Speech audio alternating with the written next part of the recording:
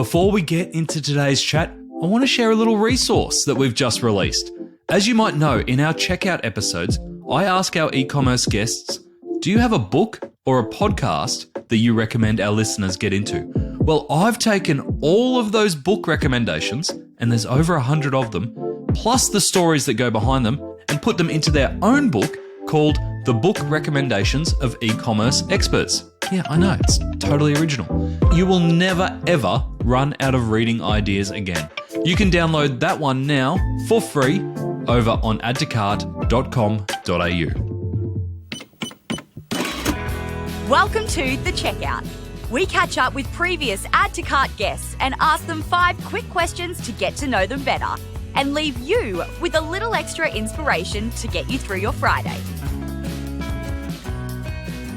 Today's checkout features Eugene Cheng, an ex-lawyer who's known as Australia's wealthiest shoe shiner, founding Sneaker Laundry in 2017. The business has sold over 110,000 sneaker care products worldwide, cleaned more than 37,000 sneakers in Australia alone, and now has stores in cities everywhere, including Melbourne, Sydney, Lebanon, Qatar, Saudi Arabia, and even Peru. Hey guys, welcome to the checkout. I've got Eugene Cheng here from Sneaker Laundry. Thank you so much for joining us today, Eugene. Dude, my pleasure. It was so great to hear about how your business is going right now, but now we want to find out more about the man behind the brand. So I've got 5 quick questions for you today. Are you ready? Let's go. Oh, okay, do it. What is the weirdest thing you've ever bought online? Oh, shit. The weirdest thing I bought online, an OnlyFans subscription to my mate's ex. No, sorry, not a subscription, just a singular photo. An OnlyFans photo to my mate's ex.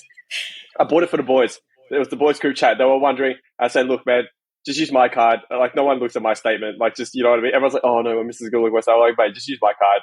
So I guess I bought it for the boys and me. Obviously, I was curious, but, you know. I was not expecting that. Okay, let's move on. 2, who is your favorite retailer? My favorite retailer is HismileEugene. Oh, yes. Tell me about why. Because they took what was seemingly a very simple and accessible product, being the first in the market, and they gained market share so aggressively.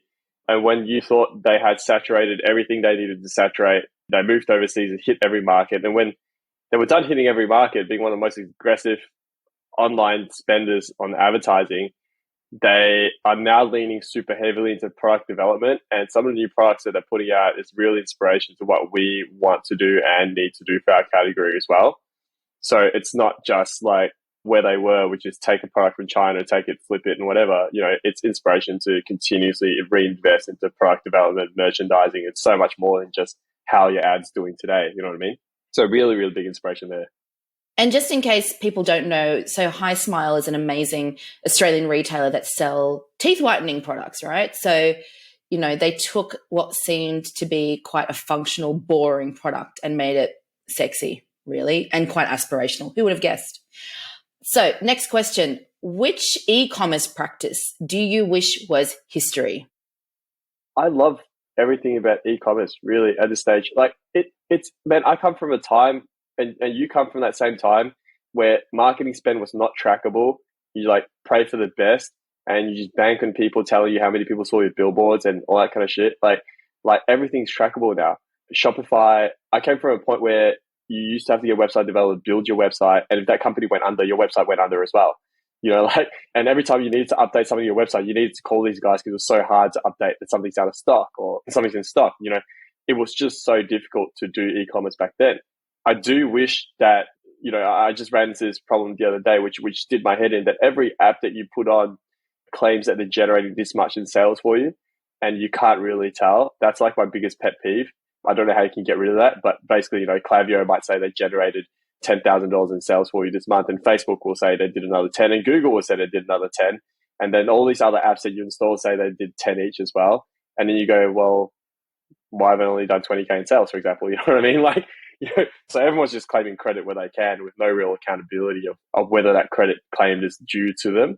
And I think that's a little area that if I could get rid of, like, or have more transparency, everyone's reporting on what they're claiming sales for accurately would be nice. But apart from that, like, you got to have the other extreme, which is what was e-commerce like 10 years ago? It was absolute trash. what is it now? Awesome. So accessible, so easy to use. So I would say nothing. I would say it's so good. I'm really, really excited for where it's meant to be, in the next few years as well. Yeah. Next question. Can you recommend a book or a podcast that our listeners should immediately get onto? It's really weird. It's not a business book, but it is, I would say, a self-help book. Oh, Jay Shetty, yes. It's 8 Rules of Love by Jay Shetty. I'm currently on it now. There's a few reasons why I recommend self-help books to business and entrepreneurs now. The reason is we're under immense amount of stress at all times. A lot of times, a lot of entrepreneurs feel alone and feel lonely because it's your vision that you're championing and people are either in that vision or in the way. So it's a very lonely trek to the top a lot of the times. And if you as a human being, you as an individual is not healthy mentally or anything like that, that business suffers right through. It affects your ability to make quick, necessary decisions. It affects everything. And so I think that whilst business books are so useful, self-help books have helped me make better decisions quicker. And it's also just understanding that if you have sort of like love for yourself, you have love for the business as well. And that means being able to really put that business first so it can look after for everyone else that's under its umbrella. So I actually recommend that book a lot. I'm about halfway through that book and I think it's a fantastic book so far. I love it. And just the last question. Finish this sentence. The future of retail is dynamic, I guess. It's ever changing. It's funky. I would say it's definitely funky, right?